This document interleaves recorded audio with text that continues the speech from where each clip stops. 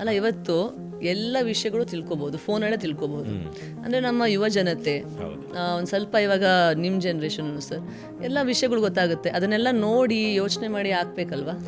ಈಗ ನಿಮಗೆ ನಾನೊಂದು ಪ್ರಶ್ನೆ ಕೇಳ್ತೀನಿ, ನಾಲೆಡ್ಜಾ ವಿಸ್ಡಮ್ಮಾ? ವಿಸ್ಡಮ್ಮು ನಾಲೆಜ್ಗೆ ಏನು ಡಿಫ್ರೆನ್ಸ್?